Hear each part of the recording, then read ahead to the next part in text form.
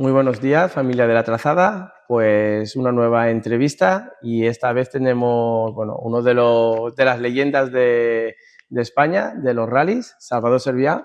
Muchas gracias. Buenos días, encantado de estar con vosotros. Pues bueno, primero de todo hemos de dar las gracias al Museo Salvador Claret, que nos ha dejado este rincón, donde ahora Salvador también nos explicará un poco el 600 que tenemos aquí. Explícanos un poco este coche.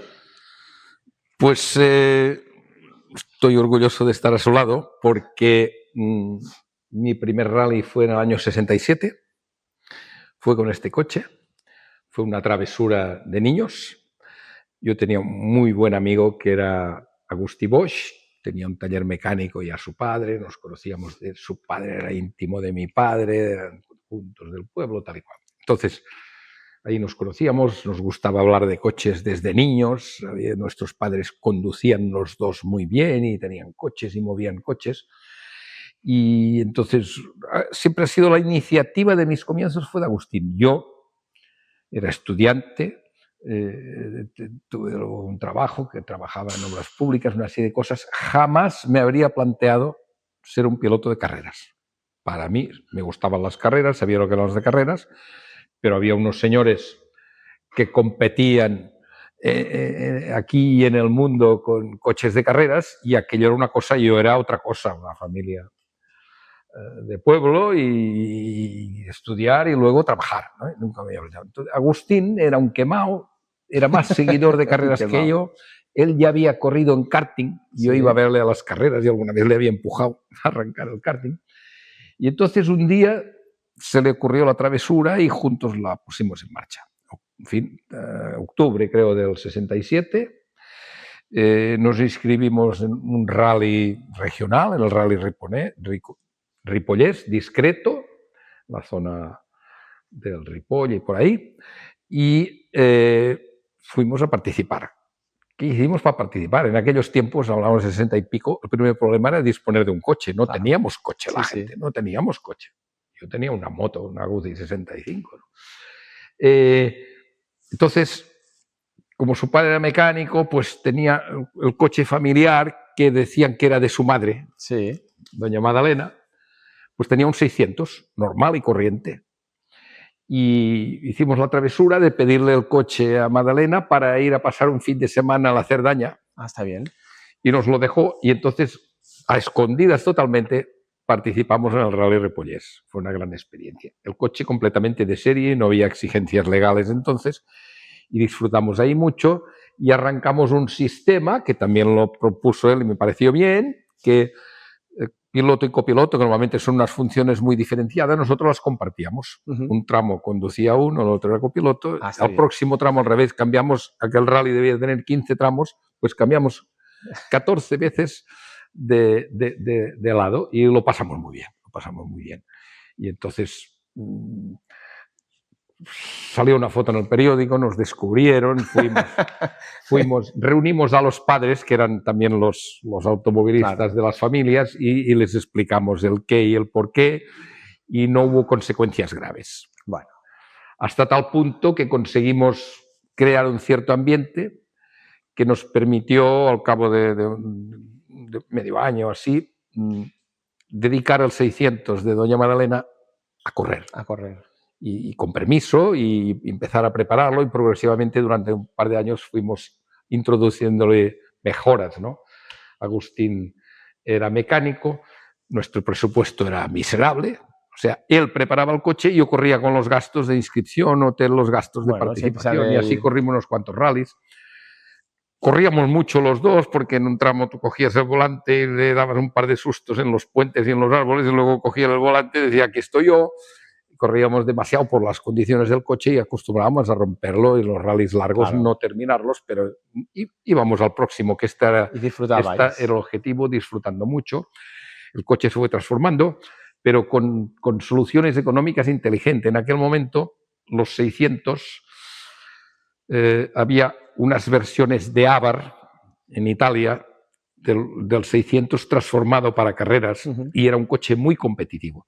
Entonces nosotros nos mirábamos aquello, intentábamos conseguir piezas de Italia, eran carísimas, no llegábamos y entonces por no explicar cuestiones técnicas de motor y correas de ventilador y chorradas, si miras este coche, Abarth tenían un radiador en la parte frontal para refrigerar bien el coche, muy bien construido, muy bien carenado, muy bien tal, pero valía, no me acuerdo, eran pesetas, a lo mejor valía 1000 pesetas, ¿no? Pero en ese Y tiempo... entonces, esto es un radiador de una furgoneta Saba, puesto aquí de cualquier manera, que debía valer 80 pesetas, ¿me entiendes? Y bueno, y así estaba hecho todo el coche, con inventos en casa, ratos por la noche trabajando, Agustina y tal igual, y así hicimos el tema. Quiero decir que fue los comienzos, entonces estoy muy contento de estar aquí al lado del 600 porque está siempre aquí en el museo, yo lo veo 2 o 3 veces al año que vengo por aquí a saludar a Salvador Claret y familia, y bueno, pues estoy muy cómodo sentado aquí. Y sí, además que este rincón me gusta porque yo soy catalán, lo sabes todo el mundo, y catalán y catalanista y todo lo que quieras, ¿no? Ponle los adjetivos que te guste, porque nací en Pals, un pueblecito, aquí en Girona todos respiramos distinto, todas estas cosas. Y entonces pues aquí me ha gustado, porque mira, esto es un midget con el que Salvador Claret, el padre de Salvador, ganó muchas carreras por ahí por los 50, un coche de carreras bueno. Aquí tenemos un Ricard, que es un coche del 28, el rojo este, sí. diseñado y fabricado en Barcelona por Wilfredo Ricard. Aquí detrás hay un Abadal, que es otro ingeniero de Barcelona que hacía inventos, se llama Abadal Buick porque traía un chasis americano y entonces le hacía inventos, le hacía un coche de carreras. Quiero decir que estoy muy cómodo aquí. Un Pegaso ahí al lado, también cosa de Barcelona y de Ricard, ¿no? Encantado de pasar un rato aquí charlando contigo. Pues entre medio de tantos vehículos aquí cercanos catalanes, pues bueno, nos gustaría saber un poco, Salvador Sarbián, ya nos has dicho que eres de Pals, ¿cómo era esta familia? ¿Una familia humilde? ¿Era una familia...? Un poco nos explicarás tus inicios. Los antecedentes eran muy humildes. O sea, mi abuelo era paleta en el pueblo y hacía los remiendos, y como no había mucho trabajo, era un pueblo muy pequeño, estaba abandonado el pueblo antiguo y debía haber 50 casas o 40 y las masías de payés, mi abuelo hacía remiendos. Esto pues no era un trabajo continuo y hacía paleta ahí, y entonces para sobrevivir y vivir, mi abuelo se fue desarrollando como un gran cazador y cazaba conejos y liebres en el bosque. Y esto yo de niño había visto en casa liebres colgadas en la pared, presecándose y estas cosas. Y entonces, cuando no tenía el remiendo, se iba a cazar, pero para comerlos, o sea, para vivir, ¿no? Quiero decir que mis abuelos eran súper humildes, súper humildes. Hasta el punto que mi padre, cuando tuvo 14 años, el abuelo dijo, mira, tienes que espabilarte, aquí en el pueblo no vamos a hacer remiendos los dos, si no hay trabajo ni para uno. Y le dio 50 pesetas y una recomendación para un constructor de figueras que mi padre había conocido y que a ver si le daba trabajo a los 14 años. Y se fue para Figueras. A Figueras tuvo una entrevista con aquel constructor y aquel constructor le dijo, mira, a tu edad no te puedo dar un trabajo, porque el único trabajo para chavales es llevar el cántaro a las obras con el agua para beber, y eso lo tengo ocupado. Cuando tengas 16 o 17 años vuelves y hablaremos. Mi padre pues salió de allí y se sentó en la acera y estaba allí llorando, había ido con una ilusión, la recomendación, toda la coña.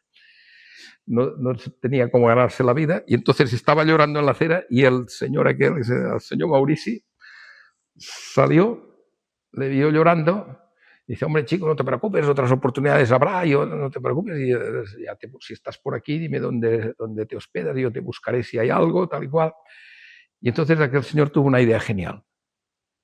Dice, oye, ¿tú sabes conducir? Dice, no, he ido en bicicleta. Dice, mira, ¿ves este camión? Tenía un camión ahí, nuevo, un camión Ford pequeñito, nuevo, y le dijo, mira, tengo un problema, tengo 80 empleados, he comprado este camión para llevar materiales a las obras, y de los 4 espabilados que yo tengo aquí que podían aprender esto, porque no era oficio, ¿no? Han venido los de la Ford a enseñarles y no me han aprobado a ninguno. Si tú te atreves con esto, te mando a la Ford que te examinen y si va bien, pues te doy trabajo. Y así empezó mi padre a trabajar. Y entonces trabajó de chofer unos años en Figueras, trabajó de chofer en una constructora en Barcelona, Cirsa, y al cabo de cuando hubo la guerra, trabajaba allí, tenía el 44, yo iba a nacer, y entonces tuvo una oportunidad. En la guerra le quedaron unas pesetas buenas, 12.000 pesetas buenas, y consiguió que los Barba, los dueños de la empresa, le vendieran el camión que él conducía, que era un volquete. Y con eso se vino, volvió a Pals y se estableció a trabajar con el primer camión volquete que hubo en la provincia de Gerona. Volquete es este que descarga rápido. Sí. Y ahí pues descargó barcos de carbón, hizo 1000 cosas, trabajó mucho y fue creando una empresa. Y llegó a ser una empresa constructora. Fuimos ya los 3 hijos, yo y mis 2 hermanos nos pusimos a trabajar ahí, llegamos a tener una constructora, Servia Cantó, que eran los 2 apellidos de mi padre, relativamente importante. Entonces, por decir algo, dejamos de ser humildes, pues todos los hermanos pudimos ir a la universidad, estudiar, prepararnos y curiosamente nos fuimos incorporando al negocio familiar. Mi padre era un hombre emprendedor, con una gran capacidad de convencimiento, nos quitó aventuras de la cabeza en otros trabajos y trabajamos ahí 30 años los 3 hermanos juntos sin pelearnos, lo cual pues él desapareció, pero su estela continúa. Continúa, ¿no? Sí. Muy bien. Has dicho que sois 3 hermanos. Sí. ¿Estáis también todos relacionados un poco con el motor? Mi hermano mayor, Pedro, es un tipo que ha conducido rapidísimo toda la vida, pero siempre trabajando. Es un hombre entregado al trabajo, a la empresa, ya a lo que sea, y no ha sido capaz de perder o ganar un minuto en otra actividad que no fuera trabajar. Entonces, ese no compitió en la vida. Pero yo te he explicado la historia, y luego José María, que era mucho más joven, tenía 9 años y pico menos que yo, siguió mi estela, me ayudó mucho a mí en la época de equipo privado, haciéndome asistencia, ayudándome en los equipos y tal y cual, y acabó él compitiendo, y ha estado también 30, 40 años compitiendo en rallies de tierra, ha sido campeón en los Dakares, en todas partes. Quiero decir que es un hombre que ha seguido un poco todo el tema deportivo del automóvil, y así como yo estoy ahora desvinculado de todo, él sigue trabajando con Fina, su mujer, en el mundo del motor. Es un especialista en rallies africanos, en hacer los roadbooks, en hacer de Ubrer en las carreras, en todo ese tema. Ellos se pasan 200 días al año en Marruecos. O sea que él aún es activo en el mundo del motor, activísimo. Muy bien. Pues nos metemos un poco ya más dentro del mundo tuyo de la competición. ¿Cuándo inicias nos has explicado que el 600, pero tú cuando ya, a partir de aquí, de estos inicios del 600, ¿fue cuando tú ya empezaste a moverte ya más en el mundo de las carreras, o anteriormente alguna cosilla habías hecho? No, lo del 600 y el 67 es los comienzos.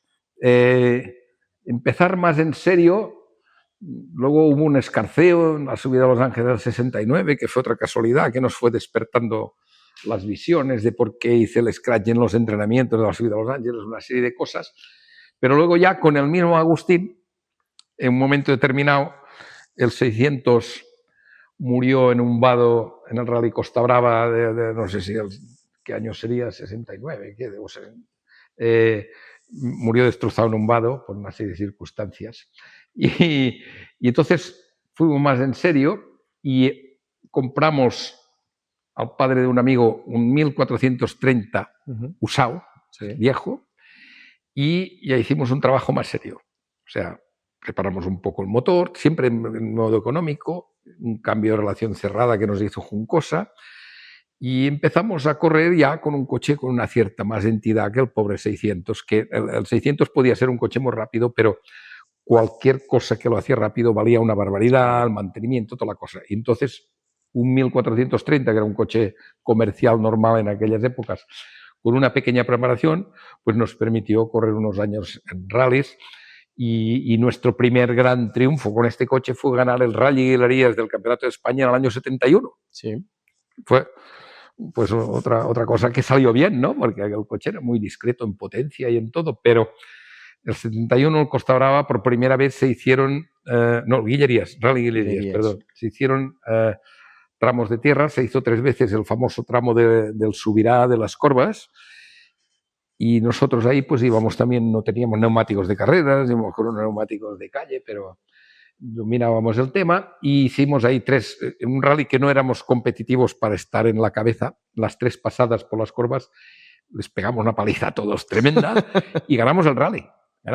Entonces ahí pues te vas calentando y tal. Entonces ya empezamos a preparar un 124 Grupo 5, luego llegaron los Seats FU y estuvimos corriendo con los Seats pues hasta el 77, que hicimos un gran tema en el Rally Montecarlo. Entonces yo ya empecé a hacer cosas más serias y Agustín pues estaba al frente del taller, su padre era mayor y tuvimos que dejarlo. Claro. Decirte que me dejó, que yo le dejé, bueno, no hay nadie en el mundo que lo sepa, ni yo ni él, entonces nadie más, pero tuvimos que dejarlo. Él no podía acudir y iba estresadísimo para llegar a las verificaciones porque tenía el taller, los clientes ahí esperándole con los coches, no había manera.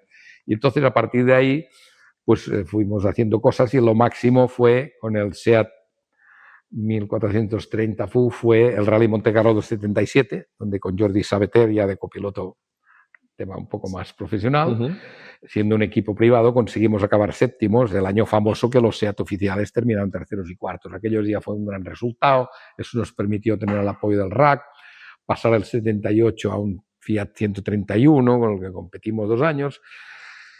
El primer Montecarlo fue un éxito, el 78, con aquel coche recién comprado y que nos dijeron que era revisado, y fue verdad porque terminamos el rally en 11ª posición, primer equipo privado, fue un gran resultado. Hicimos carreras por aquí, ya el mantenimiento del coche ya no llegábamos a ello y no lo encontramos bien. En el 79 conseguimos que nos lo revisaran bien, volvimos a correr el rally, hubo una avería en una rótula y nos tuvimos que retirar. Entonces, para montar un Montecarlo en aquellos tiempos ya hacía falta un presupuesto importante. Teníamos unos sponsors que nos permitían hacerlo, la ayuda del RAC. El sponsor principal pues no era contractual ni mucho menos, porque en cualquier carrera puedes terminar o no terminar. Como no terminamos el rally, les sirvió de excusa porque teníamos el sponsor por el entusiasmo de unos periodistas de un medio, pero detrás había los financieros y los burócratas del esto. Como no habíamos terminado, no nos pagaron.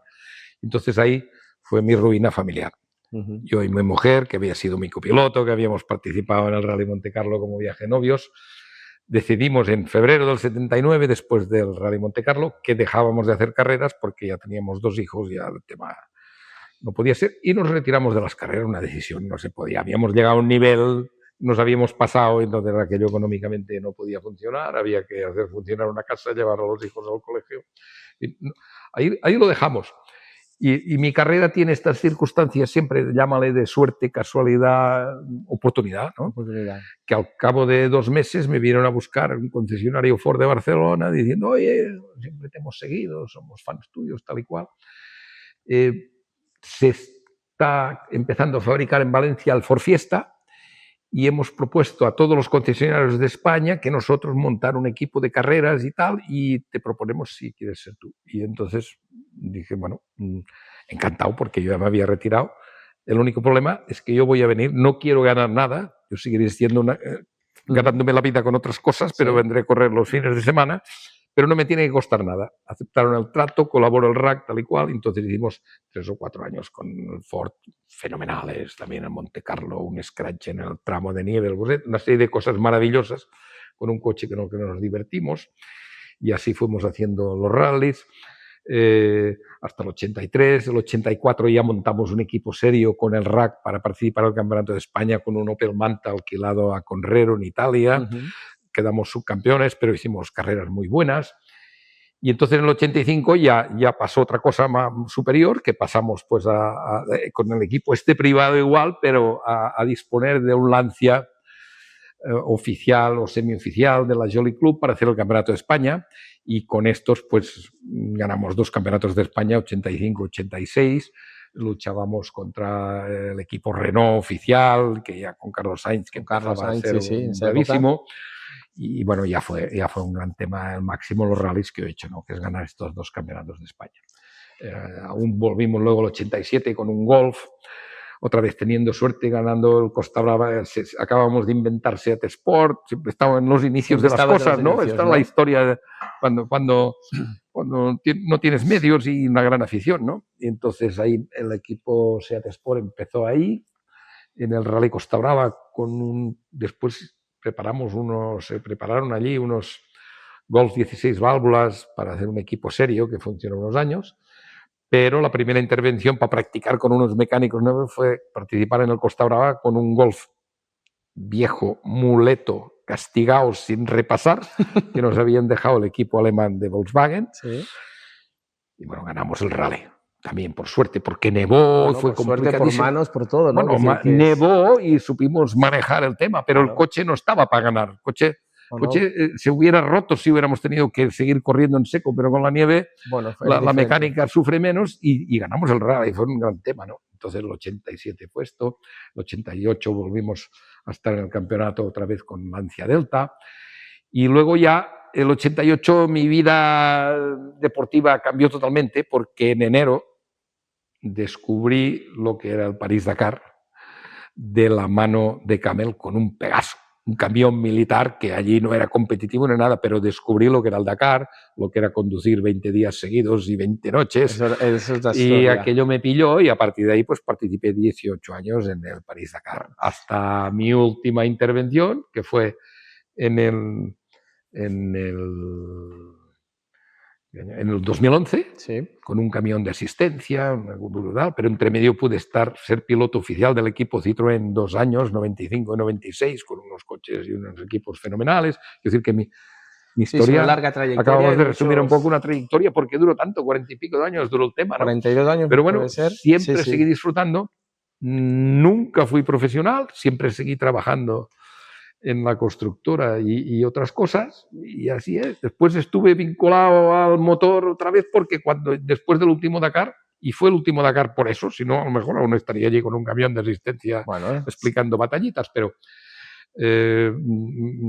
fui nombrado director general del circuito de Cataluña, a la Fórmula 1, el MotoGP, todo esto, y estuve 5 años ahí. Y ahí me retiré a los 71, pero hasta entonces aún estuve relacionado de una manera muy distinta de gestión y tal, pero con el motor, con la Fórmula 1, no tiene nada que ver con lo apasionante que puede ser los rallies del Dakar, sino que era la gestión, y la Fórmula 1 es un mundo de ingeniería loca, es otra cosa pero diferente. tuve la suerte de hasta hace 11 años estar ligado de una forma directísima y día a día con el motor. Bueno, ahora nos has hecho un resumen así un poco. Queríamos que nos fuéramos destacando un par de cosillas. Bueno, el primer Monte Carlo que hiciste. El Monte Carlo, ni creo que te conste, era el año 72. El año 72, con Agustín, aún, y un concesionario SEAT de Girona, Automóviles y Suministros, conseguimos que en Madrid SEAT competición, que aún no estaba creado, nos dejaran 3 coches de serie para participar en el Rally Monte Carlo en una modalidad que se llamaba Rally B, que no te cronometraban, pero participabas, y fuimos 3 equipos gerundenses, con unos pilotos bravísimos, 3. No acabamos porque hubo una nevada tremenda también por allí antes del Burset y el rally se cortó y nosotros éramos una categoría B, que era una chorrada, pero que íbamos los últimos y no terminamos. Y entonces del 73, sí, ahí fue la primera participación de verdad en el rally con todas las de la ley. Con Montse Invers, ya lo había dejado Agustín, ya era mi copiloto.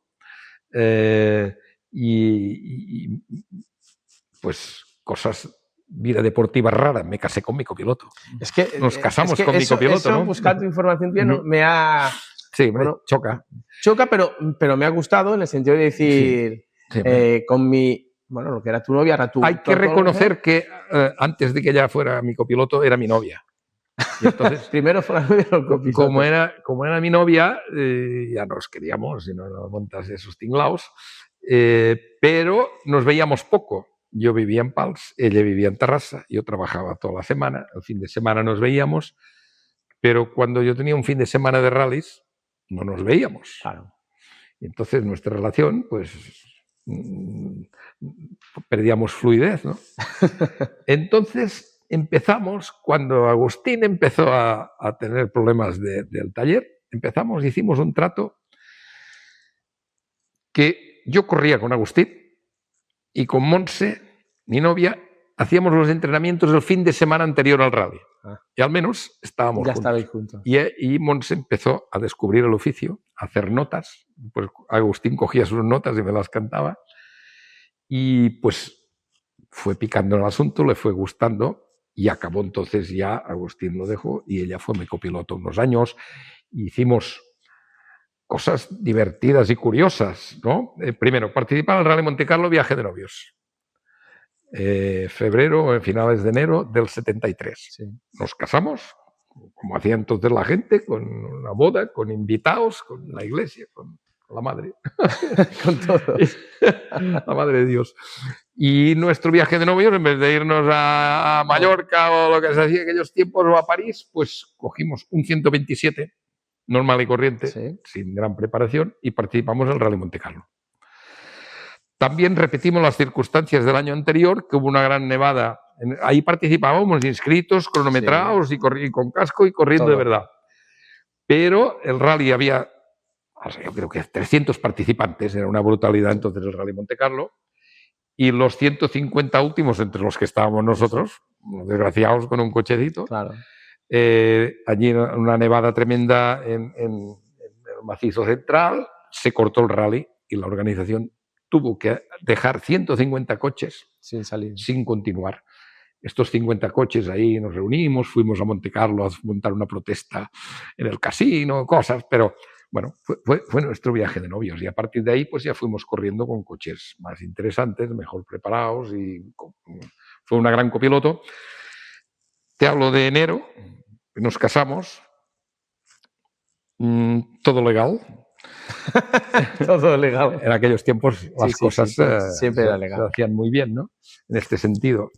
Teníamos una educación escrupulosa todos, ¿no? En octubre participamos en el Rally 2000 Virajes de Campeonato de España con un SEAT 1430 FU.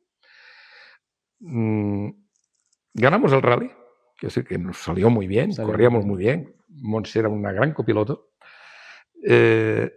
Y los últimos 3 tramos de madrugada ya llegando a Manresa, que el rally era en Manresa, Montse se mareó, cosa que no le había pasado nunca. Tú no puedes ser copiloto si te mareas o papel tal y cual. Y los 3 últimos tramos terminó un par de tramos vomitando por la ventana, pero bueno, y tuvimos la suerte de ganar el rally. Íbamos segundos detrás de Salvador Cañellas, que era un piloto mucho más bravo y preparado y oficialísimo, pero la salida del último tramo, Pont de Vilomara, llegando me han dejado un tramito de trámite. Al arrancar ahí, pues se le rompió un palier y se quedó, y nosotros llegamos arriba y ganamos el rally. Y entonces, después de eso, ¿qué descubrió Montse? Pues que estaba embarazada de un chaval que se llama Oriol Servià, que ha estado 25 años compitiendo en fórmulas en Francia y luego en Estados Unidos. Pero quiero decir que ahí este pobrecito pues empezó el feto pues con revoluciones y curvas y frenazos y de alta abajo. Por eso. Claro, estas cosas son únicas, ahora las cuento y a mí me parecen normales, pero evidentemente no a todo el mundo le parece son experiencias muy distintas que afortunadamente han salido bien. O sea, hoy seguimos los 3 vivitos y coleando, con salud, y mi hijo sigue estando con los coches en Estados Unidos, está ahí en 3 cosas distintas. Él ha competido en la IndyCar muchos años, Indianápolis, todas esas cosas. Ahora va a cumplir 52 años, quiere decir que ya no compite, pero trabaja con la organización de la IndyCar y llega el Pace Car, el coche cero, trabaja con esto. Además lleva unos pilotos ahí, hace de manager, es manager de uno de los pilotos que compite, que sí que está metido, sigue en el mundo del motor, él sí de momento a tope. Como es la familia sevillana, ¿no? Esa anécdota que he escuchado y bueno, he estado leyendo en Monte Carlo, que no te dejaron participar por un tema de las marchas, que no te funcionaban bien. No es que no me dejaran, fue una historia curiosa. Eso. Te he contado que el año 79 abandonamos y fue la ruina. Sí. Subiendo a un tramo que se llama Col de Corovén, se rompe una rótula de suspensión y la rueda delantera, 131, la rueda delantera se abre y entonces queda desconectada de la dirección y un triángulo también medio, una rótula, vamos, queda la rueda así, entonces tirando para adelante, aquella rueda forzaba y el coche costaba mucho moverlo y habría acabado arrancando la rueda. Entonces, los otros estábamos a un lado, los otros coches iban pasando, se nos ocurrió que para atrás la rueda tiraría bien, lo probamos y la rueda tiraba bien y con la otra teníamos dirección, mirando todo. Hoy me habría muerto de tortícolis, pero hicimos el tramo que tenía 20 y pico kilómetros marcha atrás. 20 y pico kilómetros marcha atrás. Sí, no, el tramo tenía 20 y pico y esto debió pasar el kilómetro 5, que es decir, 10 o 15, ahora no me acuerdo, tendría que mirar el tramo y podríamos decir que los tramos se pueden hacer marcha atrás también, sí. ¿no? Nadie lo ha hecho, pero... Entonces ahí íbamos en marcha atrás. Cuando llegamos al Col de Corovén, que era el nombre del tramo, que era arriba, subías y luego había que bajar, íbamos en marcha atrás. Nosotros, los espectadores, aplaudiendo, silbando, todo lo que tocaba, todos los franceses riéndose de nosotros, pero en marcha atrás era una curiosidad, íbamos tirando, ¿no? Y íbamos bien, no tuvimos ninguna salida a carretera ni nada, una velocidad. Cada vez que venía un coche de los que venían corriendo, Jordi me avisaba, me apartaba, dejaba pasar, no molestamos a nadie. Llegamos al Corovén y arriba había un servicio de gendarmes en Francia que dan asistencia al rally. Entonces el gendarme nos llegó a marcha atrás, nos paró y nos hizo poner a un lado. Y désolé, monsieur, no puede usted conducir marcha atrás. Y bueno, empezamos ahí a discutir. Esto es un tramo cronometrado. Usted no me puede aplicar el código de circulación. Los coches, mire, todos los que pasan vienen trazando por la izquierda en la curva y usted no los para y con exceso de velocidad. Esto no tiene nada que ver con la circulación. Estuvimos ahí perdiendo unos minutos. Al final habló, digo, hombre, por favor, dígale a su jefe, comandante o quien sea, que hable con dirección de carrera, que discuta este tema con los deportivos y tal y cual. Al cabo de media hora, iban pasando coches, recibió la orden y nos dejó continuar. Y el problema es que llegamos a final de tramo, allí la asistencia nos arregló la rótula, pudimos continuar, pero llegamos al próximo control con demasiado retraso y tuvimos que retirar. Esta es una historia, otra historia curiosa. Bueno, es que claro, con tantos años de guerrillas, pues yo la verdad es que no las recuerdo como para contártelas, pero cuando me preguntas sí, que aún me acuerdo de lo que pasó aquel día y la historieta y son cosas curiosas. Eso tiene poca importancia deportiva, pero entiendo que me lo preguntes, porque luego a la gente le gusta ver estas cosas, ver algo distinto de lo que es los coches pasando las carreras y nada más, ¿no? Claro. En aquellos tiempos en la competición había mucho más que ahora humanidad. Eso entonces, contar estas cosas para que la gente vea, entienda que todo era distinto, pues vale la pena, creo yo. Bueno, la normativa no pone, ¿no? Que no puedes ir marcha atrás. No, claro, a lo mejor si ya... No, nada, tramo cronometrado. Puedes ir marcha atrás. Si hay coches que ganan carreras llegando a la meta envirollados y marcha atrás, por eso, y se les cuenta igual, ¿no? Sí. Y motos y lo que sea. No, pero el gendarme, claro, hizo su función, no nos entendimos con él, tuvo que hablar con su jefe, con la organización al final digo, no hay en el reglamento nada que prohíba que este señor vaya a marcha atrás. Pues vale, pues ya vamos. Muy bien. Tú durante tu recorrido como piloto has llevado infinidad de coches, diferentes marcas, ¿no? Sí, hombre, claro. El coche mítico, el que tú digas, mira, yo con este coche, aparte a lo mejor de nuestro compañero que tenemos aquí, que son los inicios. Este es el de llorar. Pero un coche mítico para ti, ¿podría ser, por ejemplo, el Lancia, el 067? Sí, en los rallies sí. Porque estamos hablando 85-86, los ingenieros de Lancia y Abarth iban haciendo coches para ganar el Mundial y en este desarrollo de coches se llegó con el 037, que era un coche prototipo fabricado, ligero, motor central, con una cosa que en los circuitos y en Le Mans hacía años que se usaba en los ingenieros, que era la aerodinámica, pero que no se había aplicado mucho a los rallies. Y entonces ahí construyeron un coche aerodinámicamente con una eficacia tremenda. Y aquello fue un coche con el que disfruté por el hecho de conducir bien y haber ganado 2 campeonatos, ¿no? O sea que sí que fue el mejor en este sentido. Después hay todas las historias en medio que eran otro tema, ¿no? Pero este fue el mejor coche en rallies.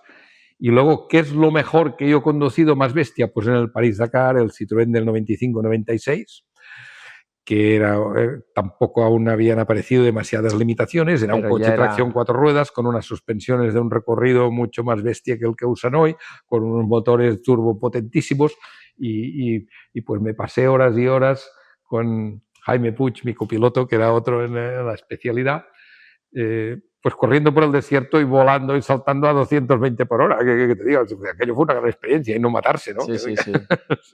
Luego hay una frase que hemos encontrado, no sé si esta la has dicho tú, o que decía, un Lancia 037 con unos alerones al revés que me permitían acelerar y quedaba pegadito al suelo. Bueno, era verdad, porque Sí. esto de la aerodinámica no era tanto te permiten acelerar, sino que te permiten el paso de curva, que es muy importante en competición, en los rallies, para luchar contra el kilómetro. Cuanto más rápido pasas la curva, Sí, sí. aparte de lo que acelere en las rectas, no era tanto para acelerar, sino el paso curva era elevadísimo, porque la aerodinámica era... Después la prohibieron tanto. Sí. Porque tenía sus consecuencias graves. Cuando perdías la aerodinámica, volabas contra el árbol a 200 por hora en vez de 130, ¿me entiendes? Y era peligroso. Pero era divertidísimo cuando lo entendías, podías correr mucho más en velocidad pura en curvas y sobre todo sobre terrenos deslizantes. Cuando había humedad y tal, si tú ibas deprisa, las ruedas iban pegadas al suelo y podías frenar mejor y funcionar. Una cosa que había que entender porque tenía su riesgo, ¿no? Pero sí, no es tanto yo no dije jamás la palabra acelerar, sino la palabra ser rápido, ¿no? Sí. Luego, la palabra acelerar quedó superada después del 037 sí. Cuando los coches fueron tracción 4 ruedas. Vale. El 037 era un coche que con el acelerador dabas gas, patinaba la rueda y tenías que ir ahí dosificando con cuidadito. Aparecieron los coches 4 ruedas y entonces Pío planché, que dieron los franceses, y cada vez que quería acelerar, aunque fuera en primera velocidad, a fondo. Esto cambió totalmente. Sí. Bueno, cambiaba también la manera, ya el conducir, ¿no? Sí, todo fue distinto. Y hoy día yo no estoy en el tema, ni puedo hablar, ni sé nada, solo por lo que escucho, pero está todo el tema de control electrónico de tracciones y de frenadas y de estas cosas que ha cambiado totalmente. La eficacia está en otro nivel y los pilotos, además de ser bravos como éramos entonces, pues conducíamos con el corazón. Ahora tienen que conducir con la cabeza porque hay una serie de temas electrónicos, informáticos, que si no dominan no van a hacer nada, ¿no? Es otro tipo de pilotaje. Eso ha cambiado una barbaridad. Yo ahí no he llegado.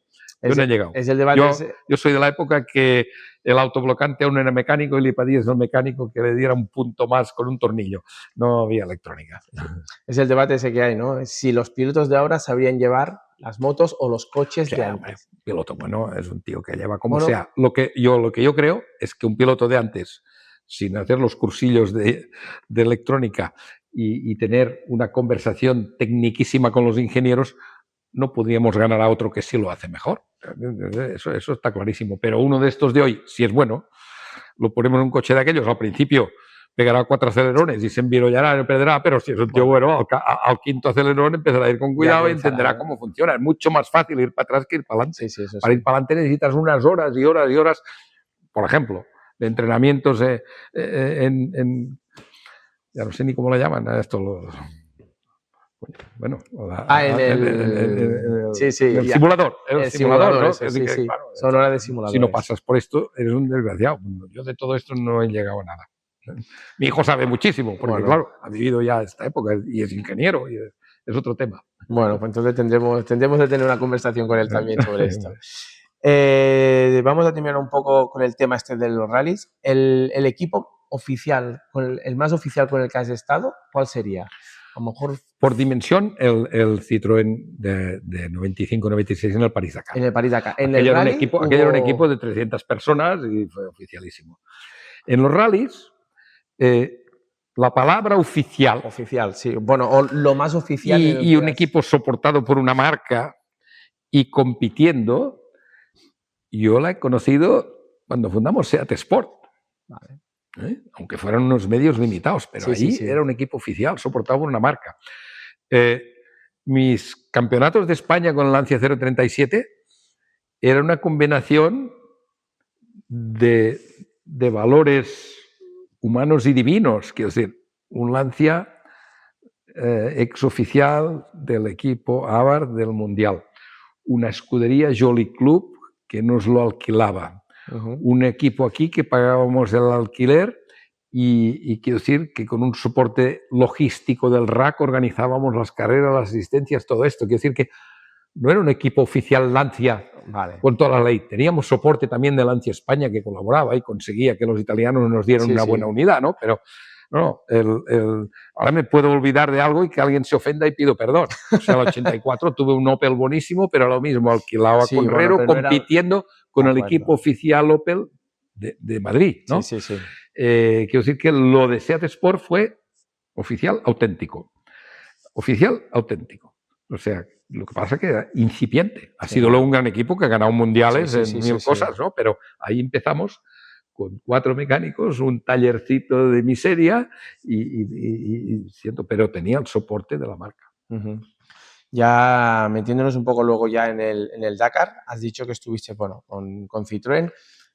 ¿Cómo fue? ¿Cómo te vino la oportunidad esta de ir al Dakar con Citroën? ¿Lo buscaste tú o te vino así también de rebote? Me dieron a buscar. Yo era campeón de España, 85-86, competía en el Campeonato de España el 87 con el Golf y el 88 con un Lancia Delta. Entonces, estábamos participando en el rally, no sé si era Valeo o cómo se llamaba en Madrid, y me vinieron 2 señores que yo no conocía, se me presentaron, que eran Tony Soler y Emilio Bosser, representantes de Camel en la competición, y me dijeron, oye, estamos montando un magno equipo para ir al Dakar 88 y no te podemos ofrecer un coche competitivo, nada, está el piloto oficial español y catalán es Salvador Cañellas, pero nos gustaría, tenemos un contrato con Pegaso de llevar 2 camiones ahí. Uno le va a llamar Carlos del Val, que es un piloto ya experto en el Dakar y conocidísimo, andaluz muy castizo, y nos gustaría tener una figura subida en el camión. Te invitamos, te pagamos. Me ofrecieron una cifra. Yo nunca he sido profesional, y todas estas aventuras que te he dicho, pues estuve años y años sin ganar, gastándome todo lo que ganaba trabajando. Luego estuve unos años sin que me costara nada y en algún momento pude sacar algo de las carreras, y este fue un contrato oficialísimo donde me ofrecieron una pasta que me pareció una barbaridad. Yo nunca la había ganado en todo el año, ni ninguna carrera había ganado eso, y entonces pues firmé con Camel para participar con un camión militar impresentable técnicamente, pero bueno, y descubrí mi primer Dakar, eso me enganchó, y así empezó la tema, ¿no? Que me enganchó. Ya al 89 ya me espabilé con Racionero, que tenía un coche, a montar un equipo, tal, en el 90 con Camel otra vez, y 91 con Trident después, y luego 92 y 93, uno de los equipos más bonitos que he tenido de estos semiprivado, pequeño, pero eficaz, con muy poca gente y magnífico. El 92-93 hicimos el París, el Cabo en el 92 y el París-Dakar del 93, con Jaime Puig siempre, con un Lada Samara, que era un coche discreto, pero Lada estaba vendiendo coches en España como un tubo con los Lada Niva, un éxito comercial tremendo, una empresa en desarrollo, y en Francia habían preparado unos coches con Jackie X, con forma de Lada Samara, pero con una base Porsche, a través de Oreca, un preparador, y allí tuvieron que dejar el programa y nosotros pudimos coger aquellos coches, coger el preparador y montar 2 años de París-Dakar con un comportamiento y un éxito brutal, que fue el que éramos un equipo privado de 6 personas. Por ejemplo, en el 92 y 93 competimos contra Citroën y Mitsubishi ya, y no les ganábamos, pero algún día sí les ganábamos etapas. Fuimos líderes en el Dakar en el 92, fuimos líderes un día, ganamos otro tramo. Entonces nos hicimos un nombre y al final Citroën nos contrató. Que fueron cosas así progresivas, de trabajo bien hecho, con suerte, con oportunidades bien aprovechadas, y pues ahí estuve tantos años. Ya era mayor, ¿eh? Cuando hablamos de esto ya tenía 50 y pico, ¿eh? Bueno, mayor tampoco No, no... hombre, que sí que no era. El que me fichara al equipo Citroën era un españolito, catalanito, desgraciado, Bueno, con pero 50 y pico años a competir en el París-Dakar con pilotos como Batanen, Salonen. Y yo estaba ahí, pues, hombre, esto no es broma. Bueno, pero... El reconocimiento a un trabajo bien hecho, que yo creo que más que necesitaran nuestras cualidades, necesitaban que no les molestáramos mediáticamente, ¿me entiendes? Bueno, eso también en algunos equipos. Bueno, queríamos terminar un poco porque el tema del circuito de Cataluña, ¿cómo fuese? Pues mira, yo me bajé, mi último Dakar fue en el 2011, ya te digo, con un camión, una experiencia brutal, un camión de asistencia, trabajando para Nissan Francia, asistiendo 12 coches, la mitad chinos que no tenían ninguna experiencia y que venían a competir aquí y que el contrato nos obligaba a los coches que quedaban en la pista a arrastrarlos hasta el campamento.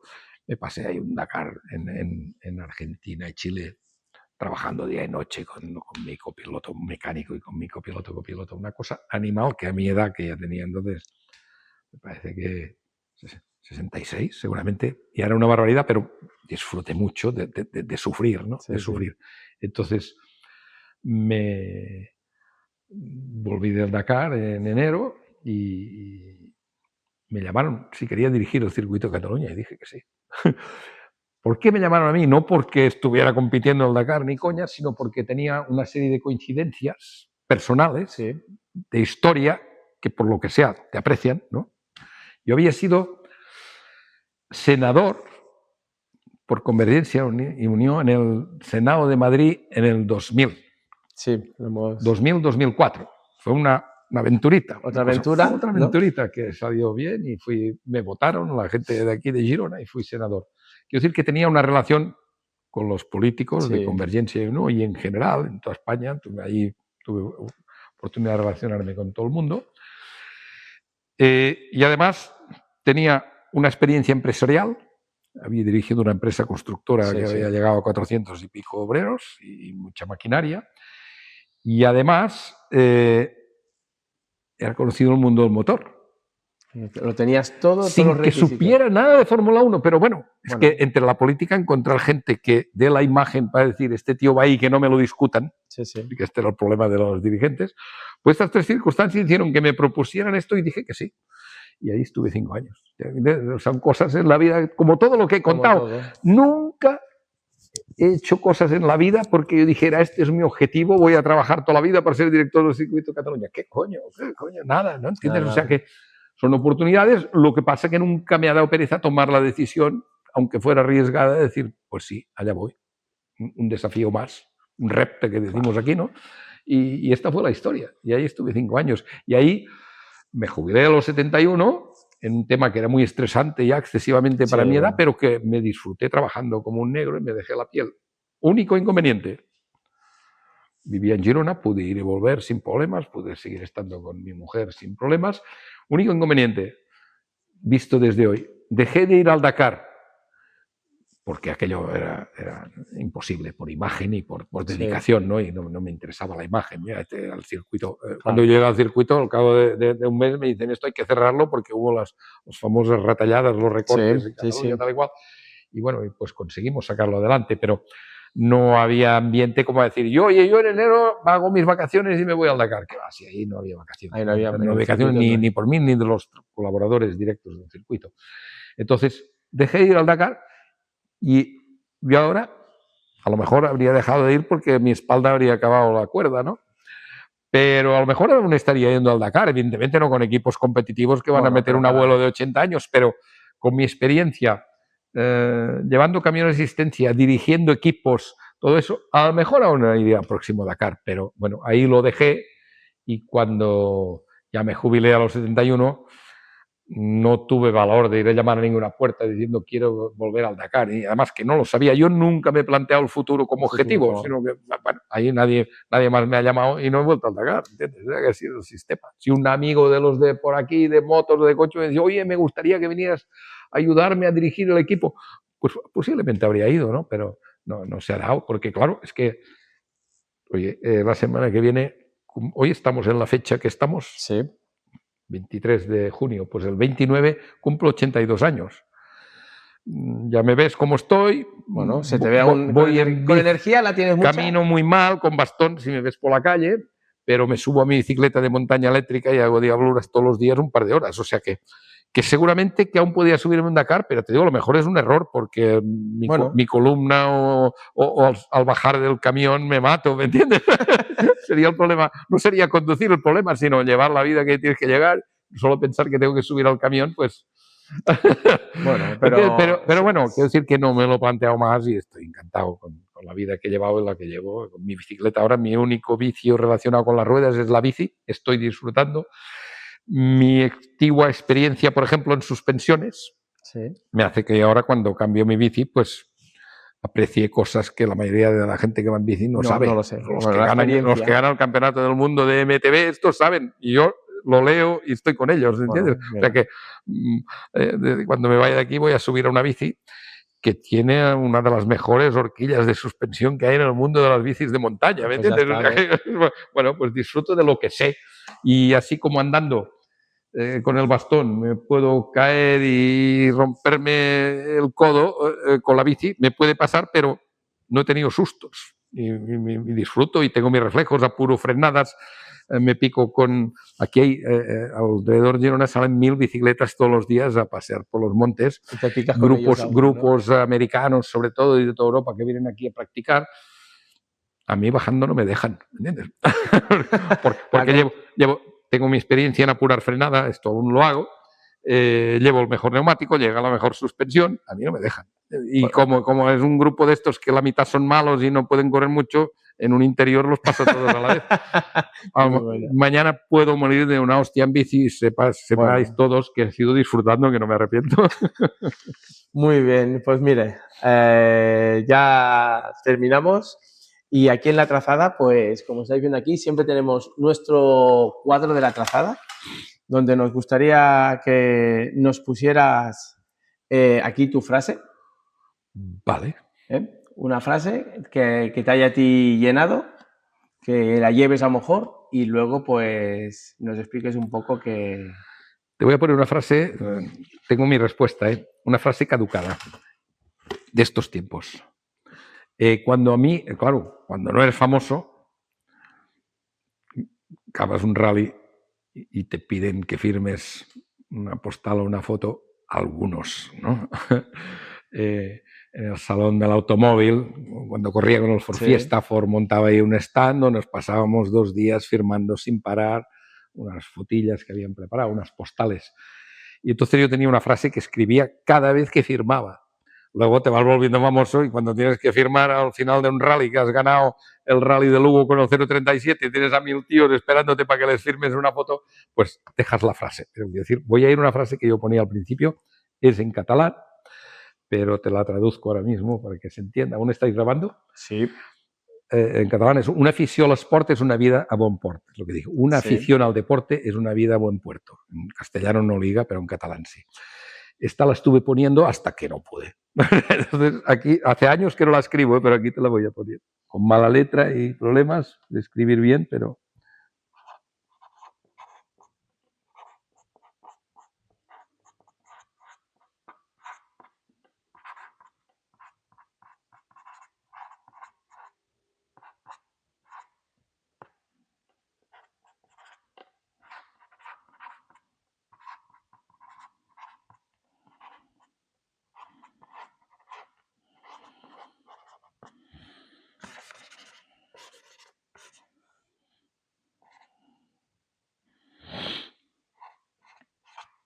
¿Vale? De acuerdo. Pues muchas gracias. Lo de la vida bon port, pues bueno, ya pase lo que pase, ya lo ha sido. Deportivamente ya lo ha sido. La verdad que para nosotros ha sido un lujo poderte tener en la trazada. Yo me lo he pasado bien y ya ves, no sé si 3 horas más me cansaría o seguiríamos dando marcha, con un poco de agua aguantaríamos.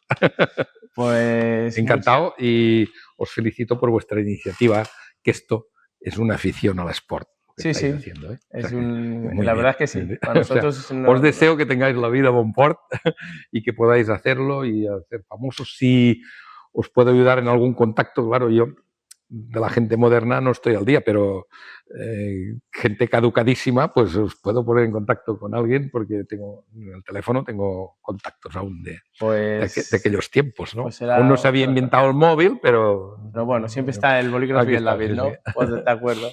Muchas gracias, Salvador, y hasta la próxima. Muy bien, Esperemos poderte hacer otra entrevista o podernos ver otro que os día vaya muy y bien. charlar. O dentro de 10 años me siento aquí otra vez con el 600. Venga, esto está ahí hecho. detrás, ahí detrás está un Lancia del 94 Sí. del París-Dakar, que podemos hacer otros escenarios.